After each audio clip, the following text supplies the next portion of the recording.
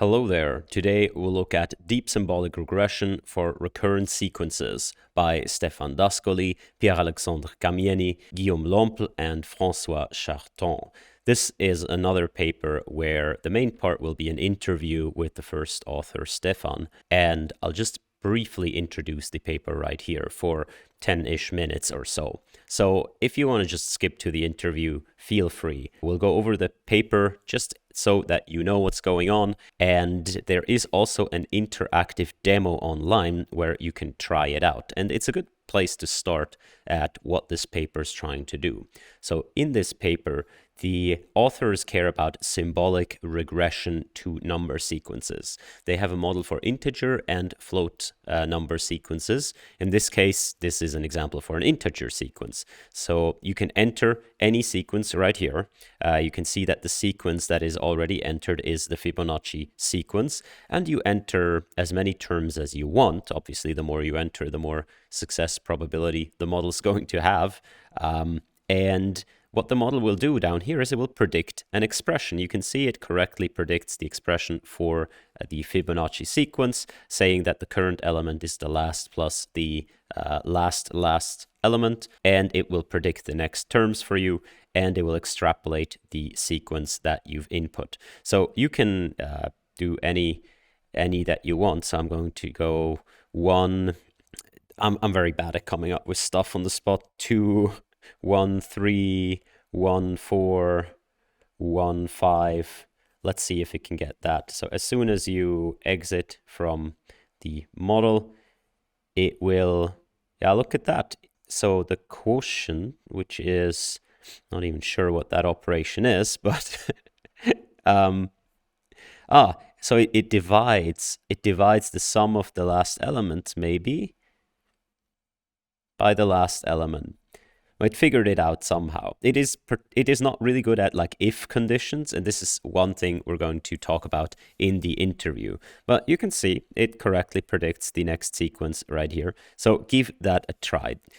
This pinpoints exactly what this paper does. It does symbolic regression for recurrent sequences. Recurrent sequences are sequences of numbers that can be somehow expressed as a logical rule, as a function of the last elements of the sequence. There is, like, most sequences can be expressed like this. For example, they give a bunch of examples right here, 1, 2, 4, 7, 11, 16. So you can see that it's always sort of +1, +2, +3, +4, +5, and so on.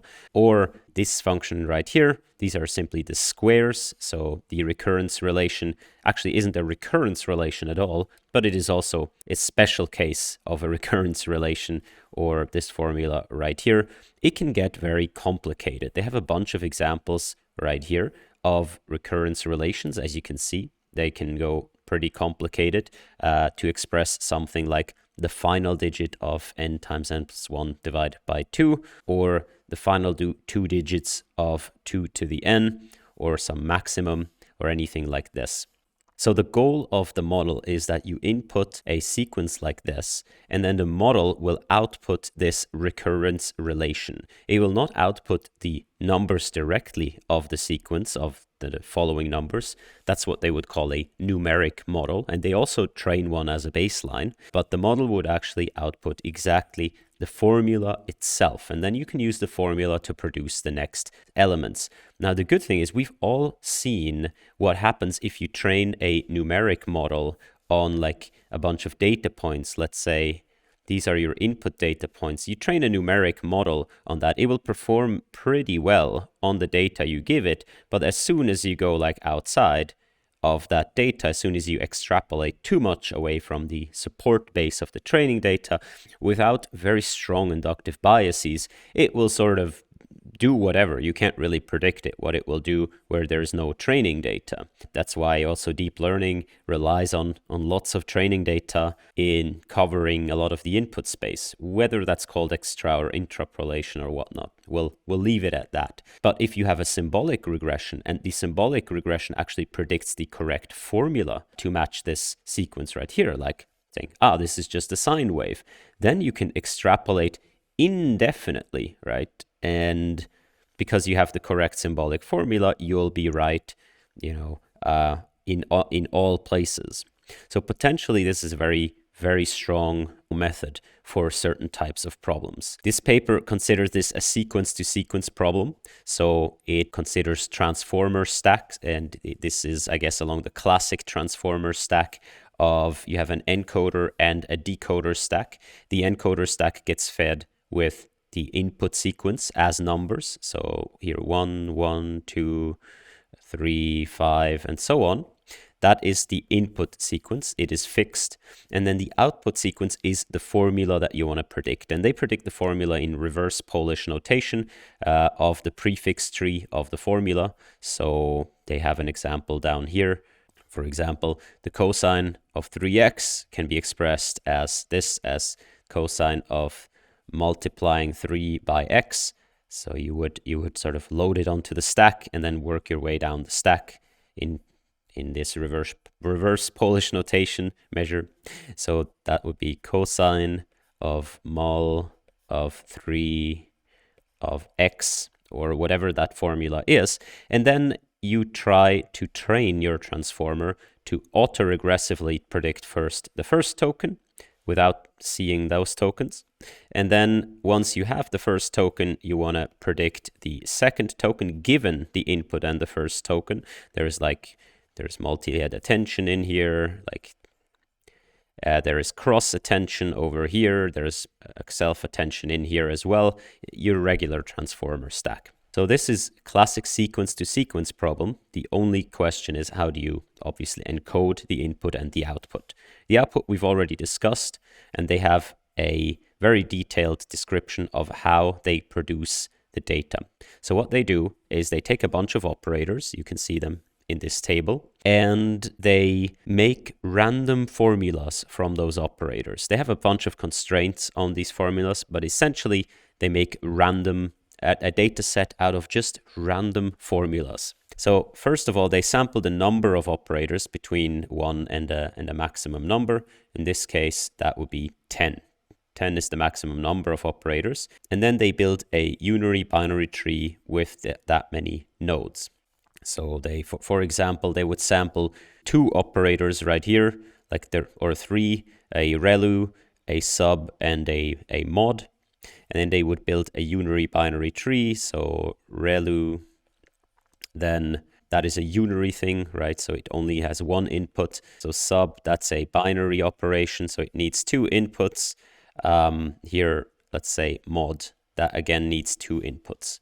So the second step is to sample the nodes of the tree from the list of operators. Okay, that's what we've already done. We've combined steps 1 and 2. Sample the recurrence degree between 1 and Dmax. Dmax is 6. So we're maximum allowed to look back 6 elements into the past. This is kind of a Markov condition. You can say your recurrence relation can only look back 6 items. That's kind of a limit. But most sequences that humans could come up with don't refer back to the 7th last element, right? There is usually a way to express it in forms of either the current index or the last few, like 3 or 4 elements at max. Then they sample the leaves of the tree. So the leaves of the tree are either a constant with probability p constant. All these probabilities are 1/3, and they stress very much that hyperparameter settings are not very crucial in this way. They sample the leaves of the tree. So either it is a constant or the current index or one of the previous terms of the sequence. So let's do that. So we'll say here we sample the previous term, which is un-2. Here we sample the index, which is n, and here we sample a constant, which is 3. So that would result in the formula ReLU of un-2 minus, and then n mod 3. That would be the formula for this.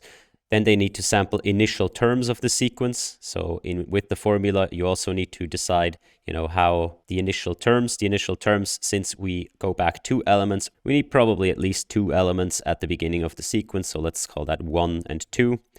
We also need to sample that from a distribution. You can see here, that's just a uniform distribution from -10 to 10. And then what's the last?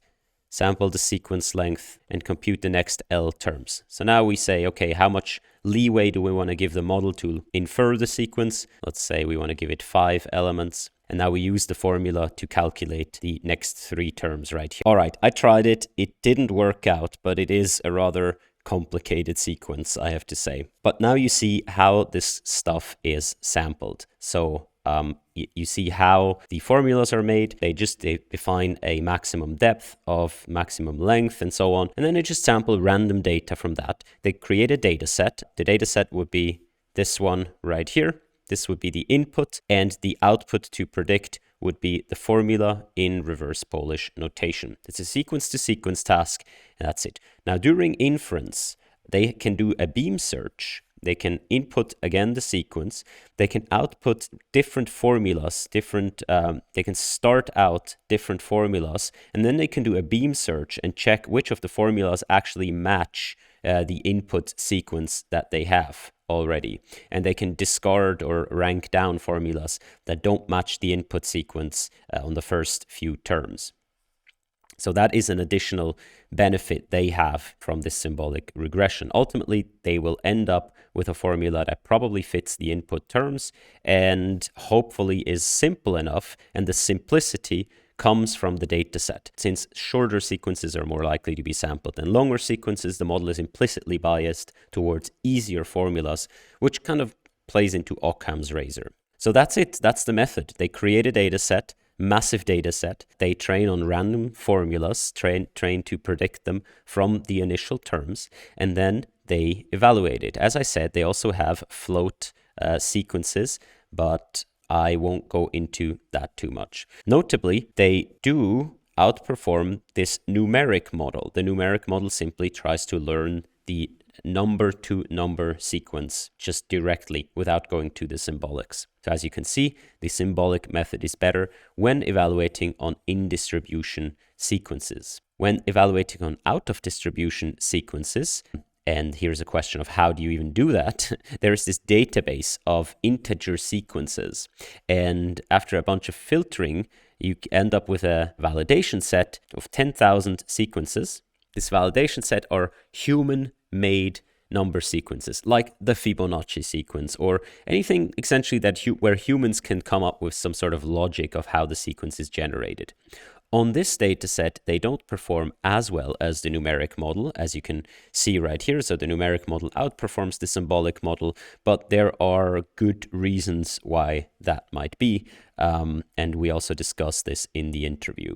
Lastly, they also do experiments with robustness to noise, which are also very interesting in that they can even suffer from a bit of noise if they train with the noise. And so the model is even a bit robust and can still do symbolic inference, which classically, if you have a symbolic system, these are usually not that robust to noise because it's more like hit or miss. But if you train appropriately, you can handle that. Also interesting is that they encode the numbers not as continuous values in the transformer, but actually as tokens. So at least for the first 10,000 numbers, they are all their own tokens. So the number 19 and the number 20, they're just two tokens. But it turns out that if you train the model, then in the embedding space, the tokens will actually form a sort of continuous, not necessarily line, but a continuous manifold in the embedding space, which is really cool to see that the model, even though you give the numbers as different tokens, it learns to map them out according to their numerical values. They also have investigations into the similarities between embeddings, and they uncover some interesting structures where similarities are also according to the numbers, like common denominators and so on. And they give a bit of evidence that there seems to be kind of a natural base for mathematical operations of multiples of 6 and 12. And they say that 6 is a natural base for reasoning, reminiscent of much earlier explanation by other people. And you might know this cult of people. I don't even know what they're called, but this cult of people that says we should just switch to base 12 because it makes everything easier. So there might actually be, stuff behind that, or it might just be a artifact of how we do math. Who knows? They experiment a bunch of stuff with expression simplification and so on, but the model seems to be quite robust to any of these modifications. I think this is really interesting work in that symbolic inference, I believe, can lead us forward and tackle problems of extrapolation that we aren't necessarily going to be doing with these numeric models that we currently have. Obviously, this has its own limitations and its own biases built in. Most notably, how you construct the data set is very, very crucial to how the model is then going to perform. But it is interesting to see that you can train it like this, and essentially it's a free training data because you can just generate it by yourself. So without further ado, I want to jump directly into the interview because we go over the important aspects of the paper. Again, let me know if you like interview content like this. I think it's super duper helpful, and the interview was very fun. I hope you find that as well. All right, see ya. Welcome everyone. Today I have with me right here Stefan Dascoli, who is the first author of the paper Deep Symbolic Regression for Recurrent Sequences. Stefan, welcome. Thank you very much for being here. Yeah, pleasure. Bad timing to have COVID, but I'll try my best to. Yeah, I hope this goes over relatively smoothly for you. Yes. But yeah, so this paper, I have to say, it gathered quite some hype online, right? And because symbolic mathematics is something that is still, even though computers are very good at math per se, at numerics, symbolics is something that has been maybe in the human domain a little bit more, especially these kind of sequence guessing, right? It seems to be a very, very human thing, something you would do maybe in high school to try to like figure out some sequence and figure out the rules behind it. What prompted you to go into this direction in the first place? Like, why do you think this is a fruitful direction, or what made you come up with an idea? I know there's some previous work, but why this?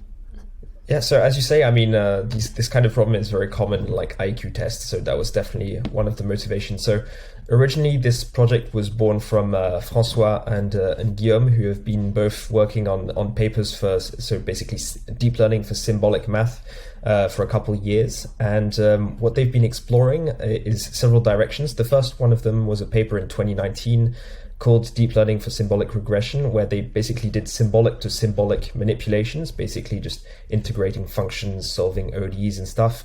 And then more recently, Francois has been working on a numeric to numeric task involving math, which is basically doing linear algebra. So taking a matrix and then outputting its inverse or stuff like that. And so a natural continuation of this was to start from numeric data and go to a symbolic formula. And that's basically symbolic regression, which means you take a function, you only see its values, and you have to try and infer the expression of the function. Mm-hmm. And indeed, it's kind of surprising that this has been studied quite a lot for quite a few decades, actually, this symbolic issue, this symbolic regression question, especially with like genetic algorithms and stuff like that. But there hasn't yet been in the machine learning literature a paper working on sequences. And as you said, it's a very common setup for us humans. And so this is originally the motivation. And so Francois came to discuss with me and Pierre-Alexandre. Pierre-Alexandre is more from the reinforcement learning background, which is also relevant to sequences because you have basically a sequence of states. And for me, it's because I came from the physics background, and this is also, symbolic regression is useful also for physics, for like inferring laws, etc. So yeah, that's kind of how we got together. Cool, excellent. And just so we're clear to anyone, the kind of sequences we talk about, we have a bunch of examples right here. So that would be, for example, here the final digit of n times n plus 1 divided by 2. That's kind of the formula of all possible pairwise connections in a group of n points, or is that n times n minus 1? Yeah. Yeah, the sum of integers. Yeah. Okay. Yeah. And from that we just want the final digit. So the sequence here is 0 1 3 6 0 5 1 8 6 5. That is. It is. I would call it pretty complicated if you just gave me this as a human, but there is some kind of a rule behind it, right, that I can figure out, and that's the type of sequences you would consider. This one is actually a good example. It's kind of hard to recognize for us, and if you look at the formula that the model gave us, you can actually figure out why it predicted that formula. It's un minus 1 plus n. And the reason for that is that nn plus 1 divided by 2 is the formula for the sum of integers. And so the way it built this formula is just to take previous term, add n, and then take the modulus with respect to 10, because that gives you the final digit. So it's kind of a clever thing that, would be kind of hard to figure out for us. Yeah. So if you could maybe give the pitch of your model itself, like the pitch of your paper itself, just before we get into more of the details, it's always super interesting to hear from the people themselves describing something, like a brief pitch of what you did here. Yeah, so I think our starting point was less ambitious than what it came to. So we originally just started off from the this sort of thing that is quite popular for math lovers, which is the OEIS database, so the online encyclopedia of integer sequences, where you have all sorts of sequences. You can play around with them. You can try and guess the next term. It's quite fun to play around with. And the idea was to try and build a model which could complete these sequences, so sort of understand the logic behind these sequences. So originally we only started off with integer models. So we only wanted to predict integer sequences. And we actually realized that was pretty easy. Pretty quickly, we managed to get a model working on integer sequences. And so we then started to think about, can we do the same thing for float sequences, which are a bit more challenging because you have more freedom in the expressions you can build. You have more operators. You have cosines and exponentials that come in. And so this is how we sort of, I'd say it was a lot of serendipity really in this work. We started off with this integer sequence problem, and then we figured out things as we were going on. So as you can see on the two tables you have there, the constant approximation thing, which we may discuss a bit later, was one of the fun side effects of trying to guess sequences. It's that the model actually learns to do stuff it wasn't trained for. And so yeah, I'd say the goal of the paper isn't to provide a model which is useful for real world data. It's not going to be able to predict, stock market or weather forecast, etc. It's more of a proof of concept of what you can do with transformers in terms of math.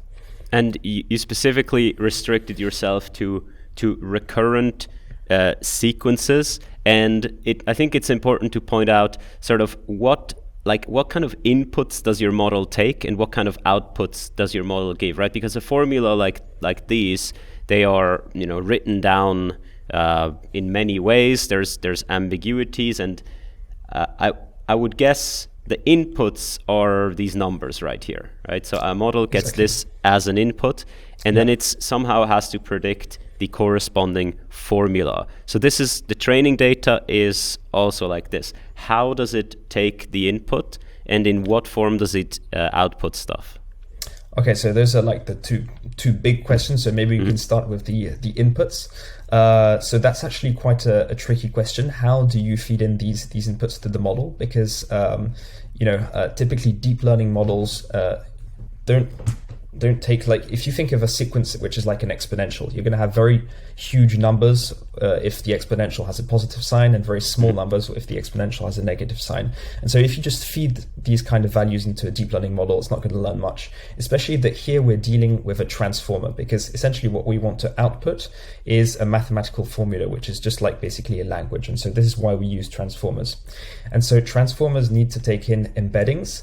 And so we need somehow to represent our input numbers as embeddings. And that's complicated because, of course, integers, just like reals, are an infinite set. So you have to somehow find a way to encode them as a fixed vocabulary. And so this is where we really have to distinguish our two setups. We basically have two different transformers, one for integer sequences and one for float sequences. So the integer model, what it does is basically it writes numbers in a base B representation.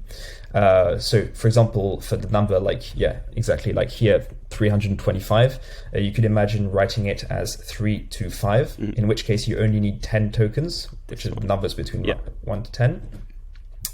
Actually, it turns out that it's better to use a larger base, because if you use a larger base, well, you're going to have a bigger vocabulary, but you're going to have shorter sequences. And typically, transformers have quadratic complexity. They struggle a bit with very long sequences, which is why, we prefer to use a large base. Here we use 10,000 as our base.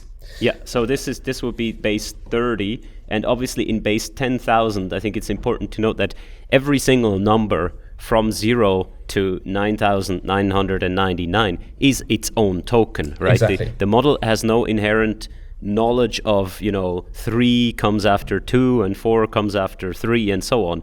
All of this has to be learned. It seems exactly. It seems so weird to say, it is better to make the model learn essentially the entire ordering of 10,000 numbers rather than providing that as some sort of just to make the sequence a bit shorter, right? Yeah, it's funny. Did you ever think of going with continuous values, right? Because my first intuition would be that I feed the actual number, right? And then it's implicit, like it's in the number that 2 is larger than 1 and 3 is larger than 2.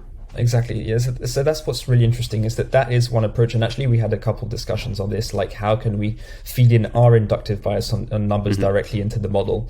And well, I mean, the problem with this is that here we're dealing with like just one-dimensional vectors in some sense. Transformers need high-dimensional vectors as inputs, and it's not obvious how you represent these numbers in a high dimension. Because as I was saying just before, the problem is that these numbers have very vastly different scales, and deep learning models usually take normalized inputs, and so it's not obvious how you would. So what you want to do is basically map these numbers you have onto a sphere. And it's not obvious how you would put these numbers on the sphere. And so one very simple way is just to put them randomly on the sphere and let the model decide all by itself how to put them in the sphere. And this is what we do. And what's interesting is that when you plot after training what the embeddings look like, you can see that it has learnt in some sense our inductive bias of putting the numbers in order, etc. So these are T-SNE plots right here. The left would be the integer embeddings, and it sort of forms this string. What do you make of the T-SNE plots here? Do you think these things are actually uniformly on a sphere, or does the model just use like a tiny part of the sphere where it can make sort of a continuous path? Well, what's for sure is that it's definitely a low-dimensional representation, because you can see that the TSNE is actually really shows a smooth pattern. Usually when you plot TSNEs of like word embeddings in NLP, it's going to be a bit messy. Like you're going to get clusters, but it's not going to be as well organized as here. So clearly the embeddings are lying somehow in a low-dimensional manifold. And so then you could think, okay, so why do we need like 512 dimensions if it's only using a small amount of them? But that's actually because, the transformer is going to eventually use these extra dimensions to perform its calculations, really. So it's not as if they're wasted. They're actually going to be used by the model. Yeah.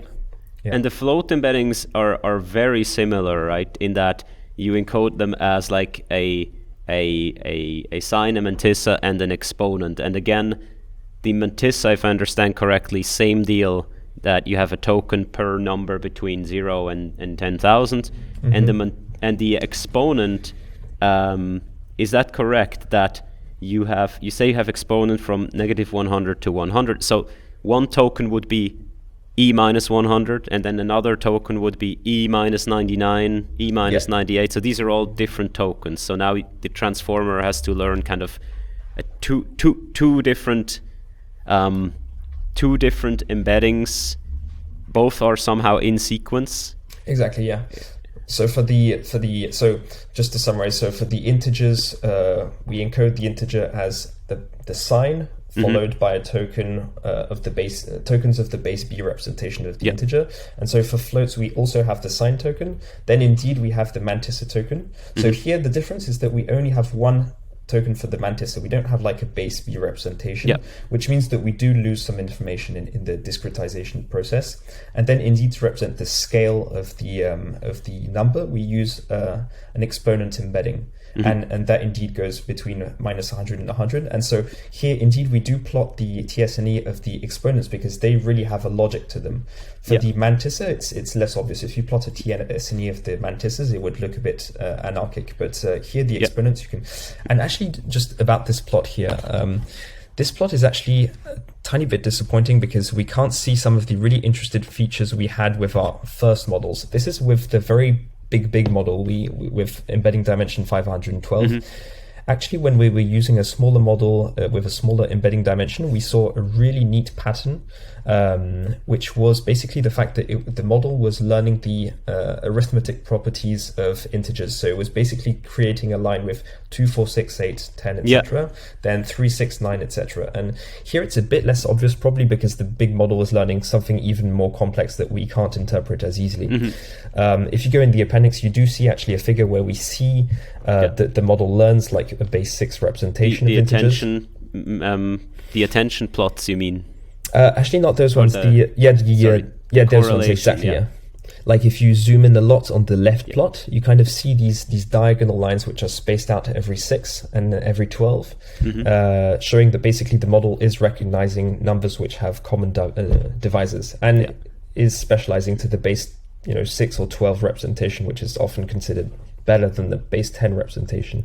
So these plots, just to make it clear, these are the cosine similarities between each of the tokens. So the tokens would be distributed on the axis here. These are tokens and these are tokens, and then we plot the cosine similarities between every two tokens. So naturally, obviously, every token is going to be very similar to itself, but also very similar to its immediate neighbors. So it seems to really learn this the ordering of all the tokens.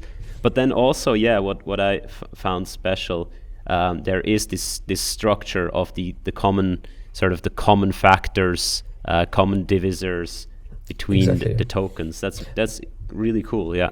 One thing also that's hard to see in this big model, but which was much clearer in the small model, is like you could see, for example, the perfect squares would be complete outliers. You would get like 9, 16, 25, 49, which would completely stand apart due to their like sort of special properties. I think that here is 49, right? That kind of stands out, right? This gap. Yeah. That's something which we haven't really been able to understand. Some guy sent me an email actually saying, maybe I have an idea that there's a gap between 46 and 48 because like 45 has lots of factors of 5 and 3, whereas 48 has lots of 2s and so there must be some explanation, or maybe it's just something due to optimization. It's very hard to know. Okay.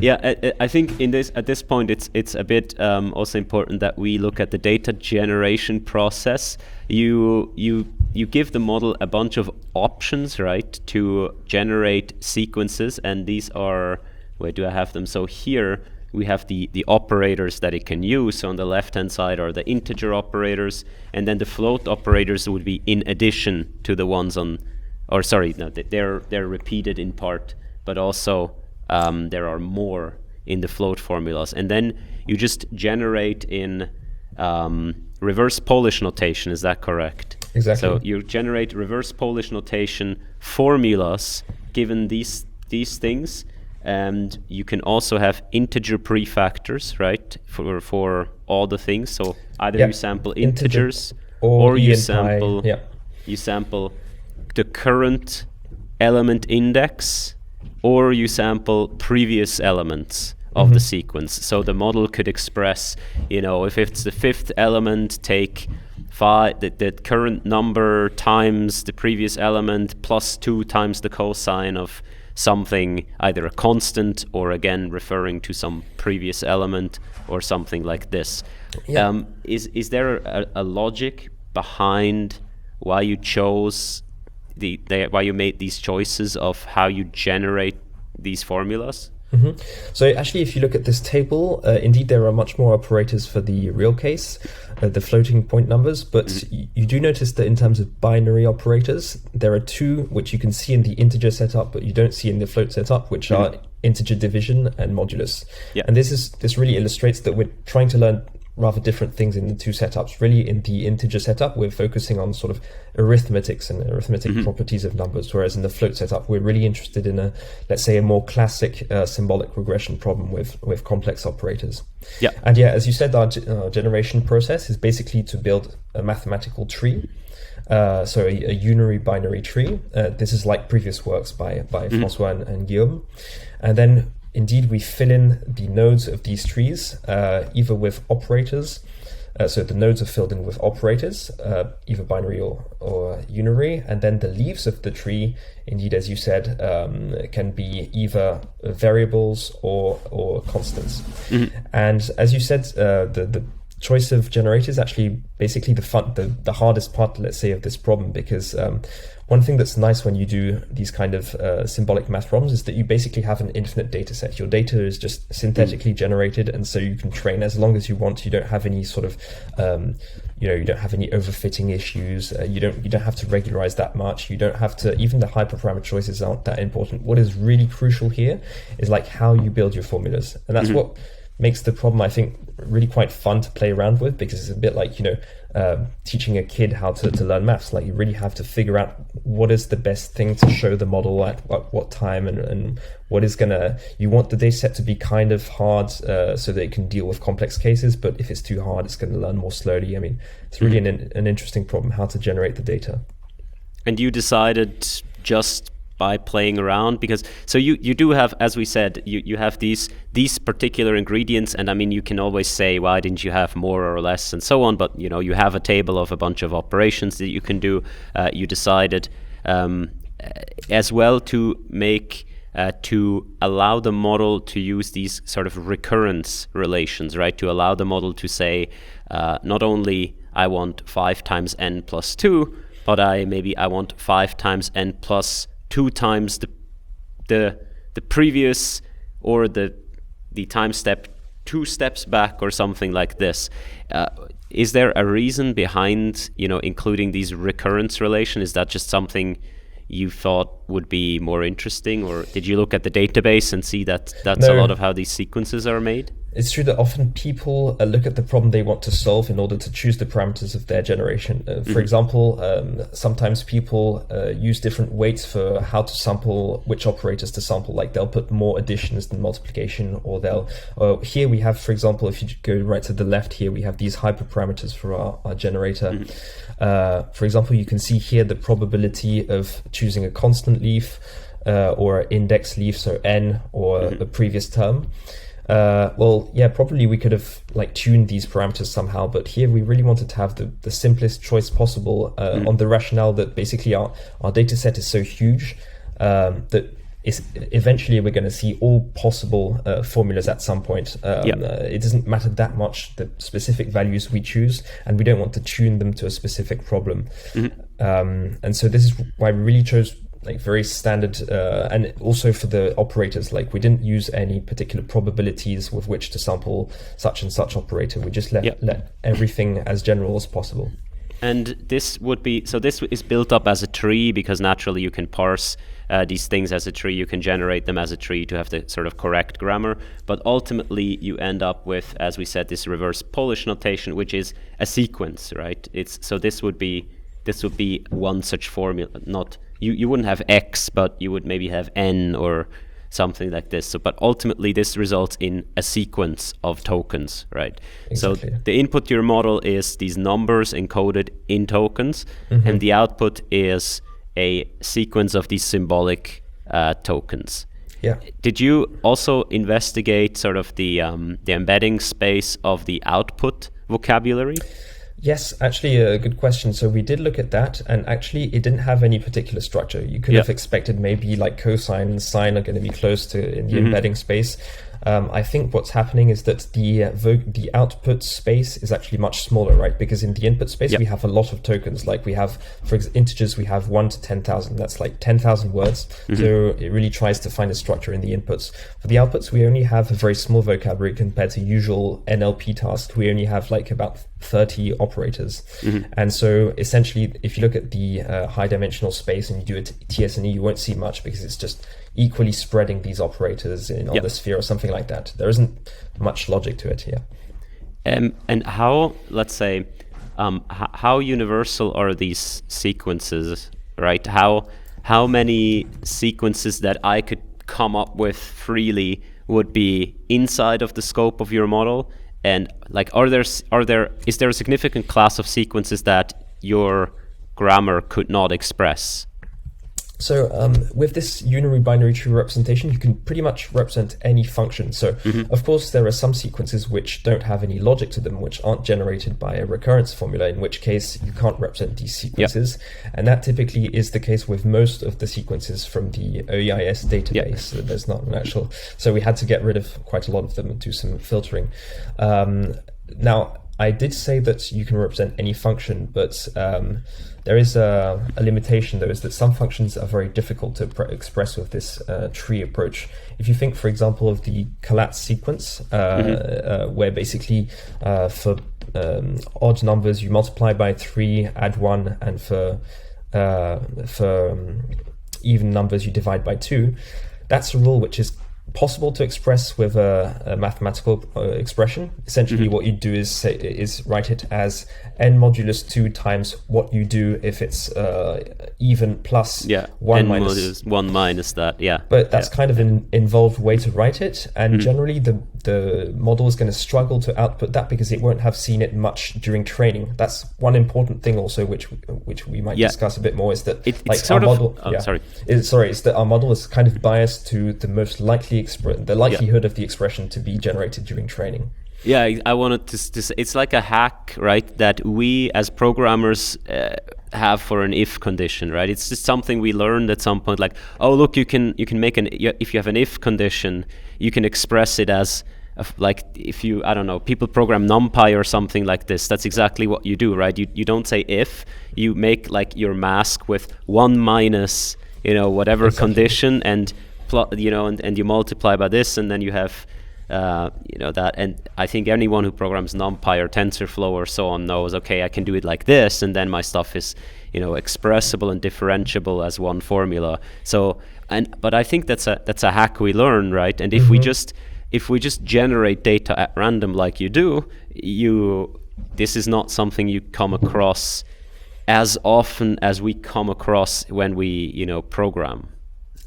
Exactly.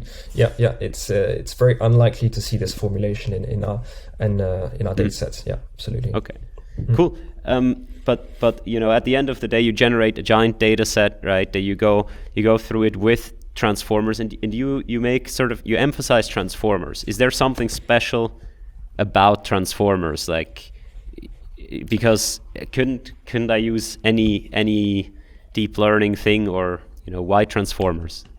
Well, first of all, like previous experience, I mean, Guillaume and Francois have been working on these transformers. They've basically always been good at the problems we've given them. Likely, I mean, one natural justification is that, as we saw for the outputs, you can represent math as a language in a very easy way. It's actually, we can see here that it's much harder to represent the inputs as tokens, but the formulas themselves are very easy to represent as a language with this Polish notation thing. And so it's very natural to use transformers because they're our best models to deal with language. So yeah, I think that's the main reason, and I'm not sure what else we could particularly. I mean, we could use like RNNs, etc. But these days transformers are so powerful. I mean, these models we used, we didn't even, as I was saying before, we didn't have to tune them much. We just basically took the same architecture that was used in the paper 2 years ago. We didn't even have to change the learning rate. Like, it's pretty amazing how easy it is to train these things. Okay. So the transformers are a natural way to deal with sequences, and from text learning we kind of know this, but we always learn sort of on human text, right? And that has a particular structure. And I want to think, if I look at these sequences, they're almost like there's so many symbolic formulas that could possibly explain these sequences. And yeah, you say you want maybe the simplest sequence, or you don't want your formulas to blow up. You even generate only formulas that are, let's say, relatively simple. So there's clearly a bias towards simplicity, but still there are a lot of things that explain the same sequence. So I'm thinking more, is it like, if when we as humans do these tasks, is it like a property of humanity and civilization that we kind of come up with the same sequences that the person, who made the riddle came up with? Is it because we kind of think alike, right? Because of whatever society or our environments that shaped us? Or is there like a property of math that says, well, if you look for the simplest sequence, it is kind of defined, even though there are infinite possibilities? Like, do you know a little bit what I mean? Is it more like a property of humanity or of mathematics? I think it's probably two different things. So as far as humans is concerned, indeed we tend to prefer simplicity. That's like our Occam's razor principle. We like going for the compressing information and going for the simplest representation. In terms of our algorithm here, we didn't put at all this simplicity inductive bias from an explicit point of view. We didn't tell the model, give us the simplest formula. Actually, we could have done so, because we could have, for example, given a penalty to like the decoder when it generates too long sequences, for example. But we didn't have to do this at all, because the inductive bias comes from the fact that simple formulas are more likely to be generated by the generator.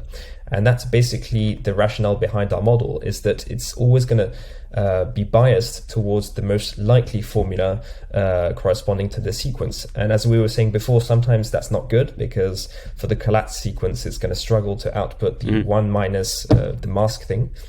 But in general, that's kind of what we want. In IQ tests, we ask for the simplest formula to explain the observations. Is there I'm thinking of, are there more things rather than just number sequences where something like symbolic regression could be valuable? For example, I've always thought of maybe reinforcement learning would be much more powerful, right? If we didn't even if agents have a world model, what they call a world model, they usually have like almost like a numeric world model. They just forward predict the values that are going to happen. There, I always thought, well, if I had like a symbolic representation of the world, I could, do much more powerful planning. Are you thinking of applications like these when you develop this, right, beyond number sequences, or is there any interesting ones that come to your mind? So as I was saying, Pierre Aurélien, my co-author, it comes from reinforcement learning, and there've already been a few papers inserting like some symbolic parts into RL loops, and that's definitely going to help. Indeed, as you say, I mean, if you're a robot and you're trying to understand the world, then you're going to be it's going to be much easier if you understand Newton's law. If you if you want to, for example, predict how objects are going to move, it's much easier once you understand Newton's law than using like a specific vision model to try and predict. That's going to be much more complicated. So indeed, I think symbolic regression is going to be very useful for RL. From my point of view, I'm more from the physics background, and that's also where a domain where symbolic regression would be very useful, because typically, I mean, so we have these two approaches, right? We have numeric regression and we have symbolic regression, and I think they're very complementary in the sense that numeric regression is very good on complex tasks where you don't necessarily have a simple explanation for the data, and symbolic regression is great for sort of inferring data where you have a simple underlying rule, typically in physics, like inferring laws from observation. So I think RL and physics are definitely two huge domains of application for symbolic regression. And to make this a bit clearer, so what I've done is in the appendix you actually have some success and failure cases of your model, and so I have made a little quiz out of them and hidden a bunch of them right here. And I just want to draw people's attention a little bit to some of the. So on the left 3 columns are success cases, and the right 3 columns are failure cases, both of the integer model, right? So these are integer valued sequences. And do I have this correctly? You do consider it only a success if the formula is equivalent, or do you consider it already a success if just the predicted values are the same? You can have the 2 criterions. The criterion we choose in the paper is we want the evaluations to be the same. Mm-hmm. Mm-hmm. So even if it comes up with like a different formula, it's fine as long as like the ones you tested on match. Yeah, that's actually one tricky thing, is that indeed you can't really rely on the formula to check if it was correct or not due to the degeneracy. And so some papers have circumvented this by using like an RL loop, because if you try to really supervise the formula, then you can't make you have to evaluate the formula, which is non-deterministic, and then you can't like backpropagate this. And so some people have used sort of RL loops to provide reward signals from the evaluations.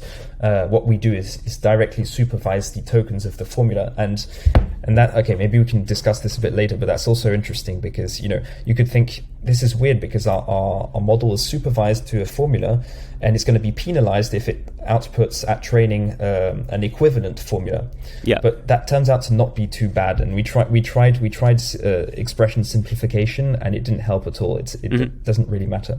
But yeah, this is very interesting what you're going to come to with the success and failure cases. Yeah. So the leftmost column here is pretty simple. These are okay. People already know it's success cases, so nothing too unexpected right here. Like it figures out that, for example, the middle formula, this might be a bit small here even for people to read, but this is n times the sine of gamma, and gamma is what exactly? It's Euler's constant. Euler's constant, okay.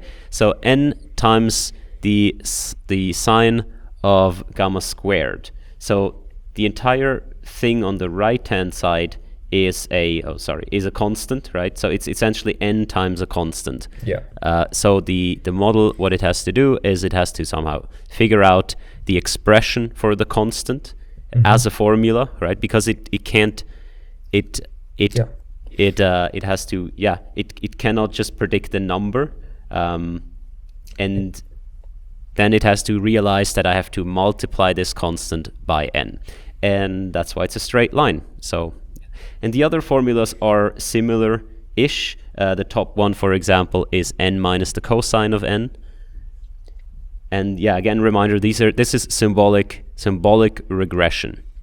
Now, the next ones are a bit weird. So here, the top one, it starts off very, very weird, but then it continues in the same path, and you can see sort of, okay, it's regular enough that the model could figure it out from the data points it has. By the way, the green background, that's the input, right? The blue background, that's the what it has to predict.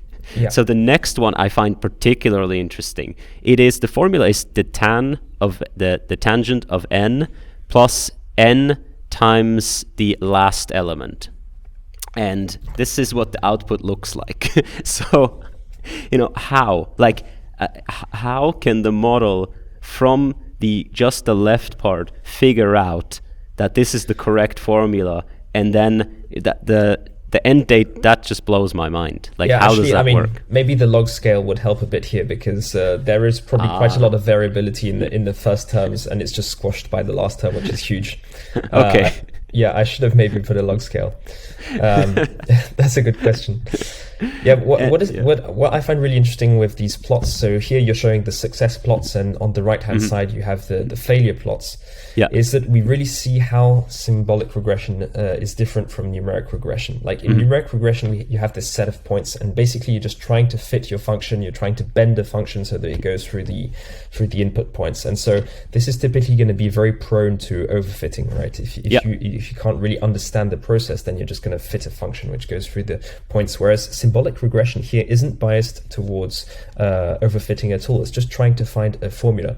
And so when it fails on the right-hand side, it not only fails outside the input points, but also on the input points. It's not even able to fit the points you gave it.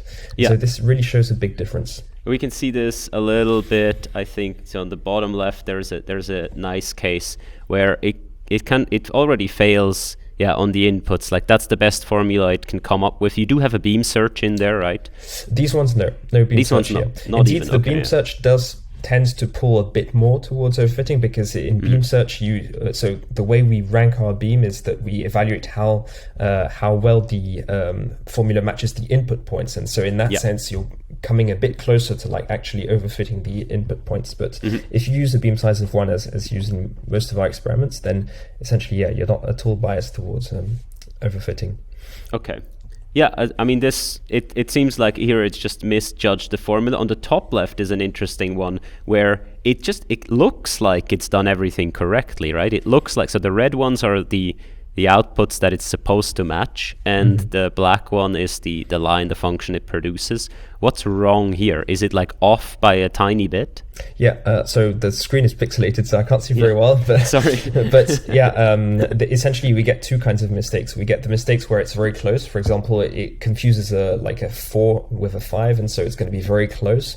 But then you have catastrophic failures where basically, for example, to confuse a cosine with an exponential or something like that. That's just one token error, but it's going to give completely wrong predictions, and that's something that you typically won't get for numerical regression. You'll always at least fit your inputs. However, there is one thing where symbolic regression is better than numeric regression, is that once it does find the correct formula, then it's going to predict perfect precision on all the subsequent numbers you're going to give it. If you think, for example, of extrapolating the sequence with a numerical model, you're always at some point going to get wrong predictions because you're not very good at generalizing outside. This is a typical thing that deep machine learning is good at interpolating but bad at extrapolating. But with symbolic regression, once you've found the correct formula, you can basically extrapolate as far as you want. You've got the right formula. Yeah. And so just saying for people who probably, even people in the video, will not be able to read, I can confirm the formulas of these two things are completely different. Like the one is the sign of something simple, and the one that's predicted is a very, very complicated formula that just happens to almost fit or maybe even perfectly fit the input data points, right? But then it is just that tiny bit off. Exactly. And that gets worse and worse as the sort of the output progresses. Okay. Yeah. So there are a bunch of other funny ones like this one. Again, the scale here is absurd. It's like the exponent is 224, and there's just this one output that it's supposed to match, and I mean that's just mean to the model, honestly. Yeah, we do have, horrible expressions. Like our generator uses up to 10 operators, and so if you look at expressions here, we only chose expressions with 3 operators. So you can imagine how horrible the expressions are with 10 operators. Yeah. And of course, the accuracies are much lower. I mean, if you look at the ablation, like our performance at 10 operators is about 10% versus 100% when you only have 1 operator. Yeah.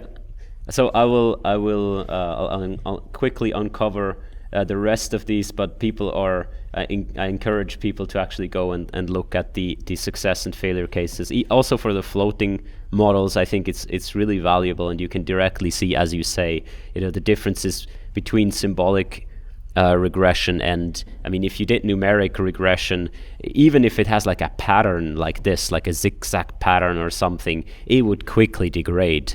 We've all seen sort of numeric regression.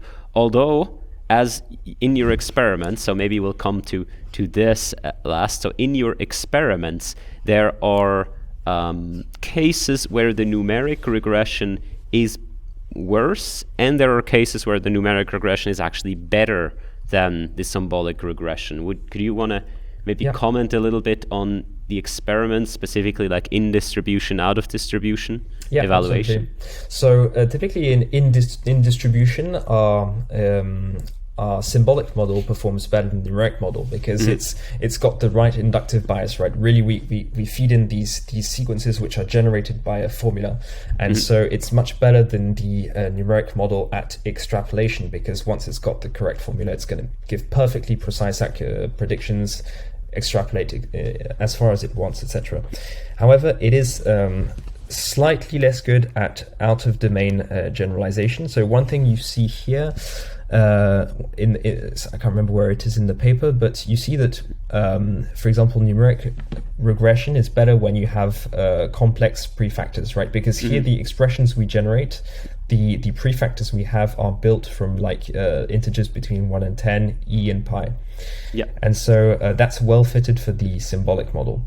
Yeah. But what happens if you replace these prefactors by like prefactors which are sampled from a Gaussian distribution?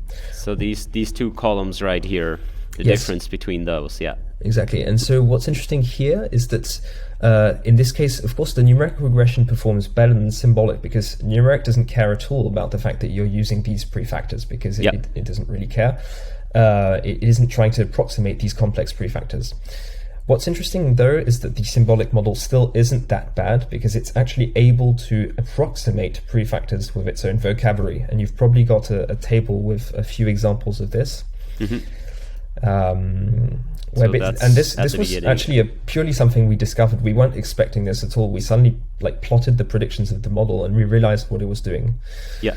So, okay, for example, here, if you use the constant 0.3333 and you feed it to our symbolic model, well, of course, it can't directly output 0.3333 times n, because it doesn't have 0.33 in its vocabulary. And so it's going to have to build somehow this constant with its own building blocks. And you can see that it does that pretty remarkably well.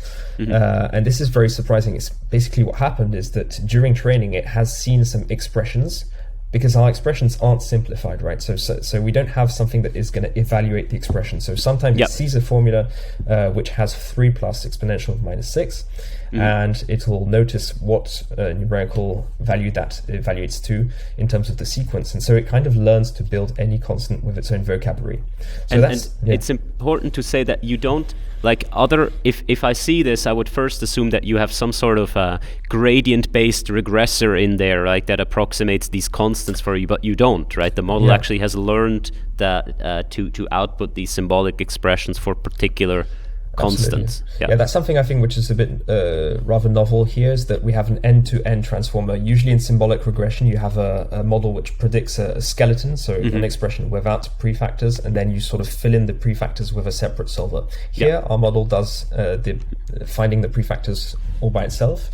So that's nice in a sense, because it's mathematically satisfying, and it also gives us some quite nice approximations. For example, here you can see with 1.64493, it outputs pi squared over 6, and you may know that that's the sum of the inverse of squares. And I think Euler in his time spent quite a lot, he had to actually found this numerical value, and he spent some time figuring out that it was pi squared over 6. So that can potentially be useful for mathematicians.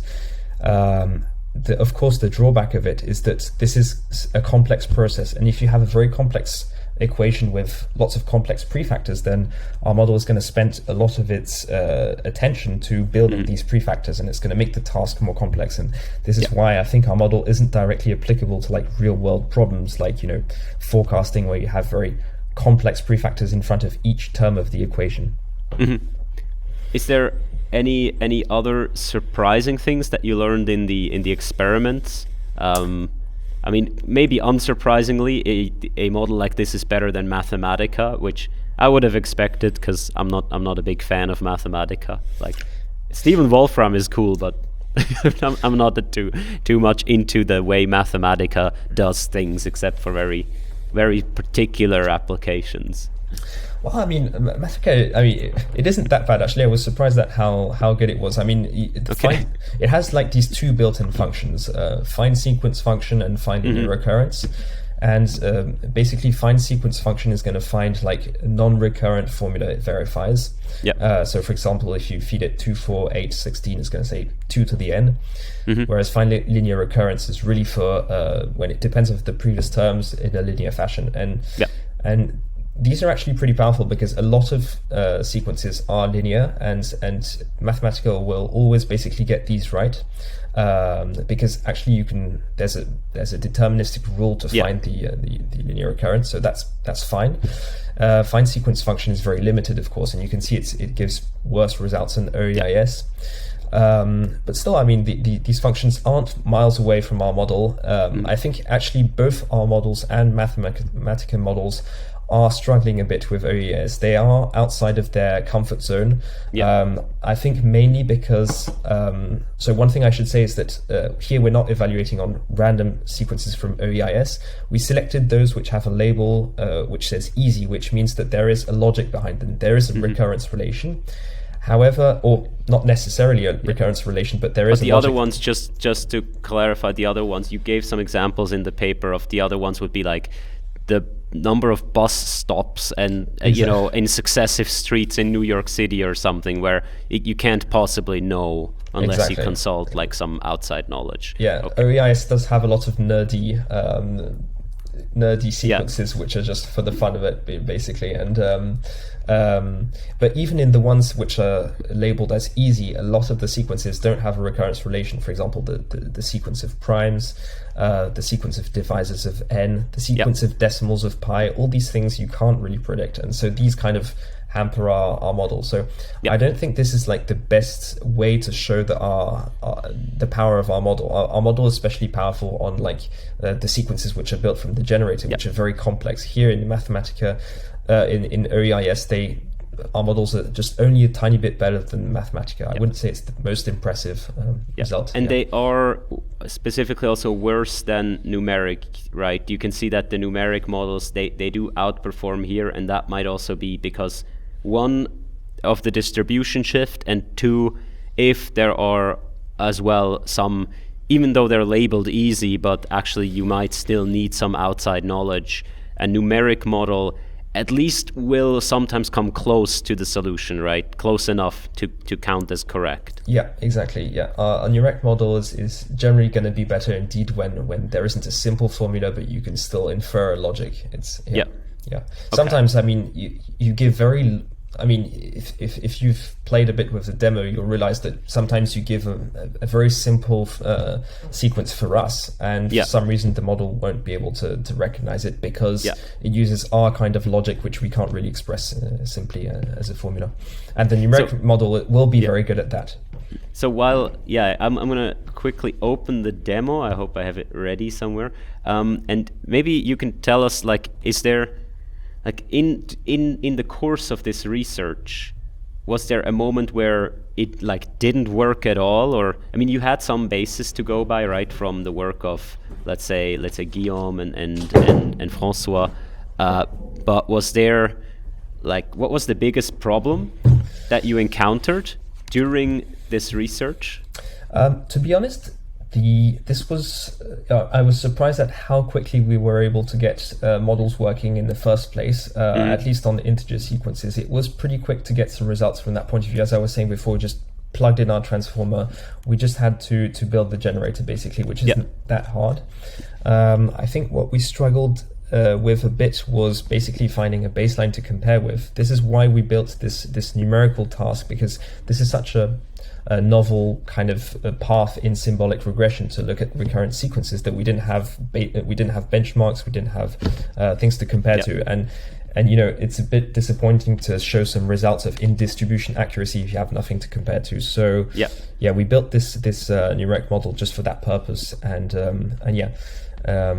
in terms of challenges, I really I was surprised. It was much easier than I thought. Okay, it's interesting because I think we interviewed Guillaume and co-authors on a previous paper on the machine learning street talk. I asked them like pretty much I think the same question, and that they already said like, no, kind of we plugged it in and it it worked out, and it was cool. So I think this is like. Maybe it's forbidden knowledge, but this might be like a field of deep learning where there's where things actually work. You can get like results. It works maybe, or maybe let's say you get started with something that works pretty quickly. Yeah. Whereas if you're in like reinforcement learning, you spend months until something actually starts working. Yeah, and the explanation is simple. It's basically just that you have this synthetic task, and so you have infinite data. And the big problem of deep neural networks is when they don't have much data, then you really have to get clever about how you regularize, how you choose your hyperparameters, how you build your architecture. Here you can just throw anything at it and it'll work, it'll learn, as long as it's got enough parameters. And that's one thing. You have to have a lot of compute resource for this project. And I mean, here the transformer is pretty big, and it's trained on a huge, every epoch we train has 5 million equations, and trained, for like 3 weeks or something on 16 GPU. So it's, pretty big scale thing. Nice. Lastly, I just want to present this demo you built so people can try this out for themselves. So if I input like 1, 2, 4, 8, and that should probably already be enough, and then I have to like click away, and then it will compute. It will tell me the next ones are 16, 32, 64. That's pretty impressive. I think I tried to challenge it a little bit. I tried to come up with some, maybe I thought of like a music sequence like da da da da da da da da da da da da da da da, and it's probably too regular, right? Let's see. I think it'll get that one right. So yeah, it will. Okay, that is fairly regular if I look at the plot. But yeah, I invite people to go and challenge your model a little bit. Right here, you can also choose sequences of this OEIS database, and check out the model. This is really cool. All right, so I think this is there anything you wanna like special that we haven't come to? You wanna mention about the paper itself? No, that was great for me. Thanks for your questions. I think that was great for me as well. I'm always happy if I can ask like all my dumb questions to the people themselves. But in this case, Stefan, thank you very much. Thank you and your co-authors for writing the paper, and thank you so much for being here. This was really, really fun. Thanks a lot.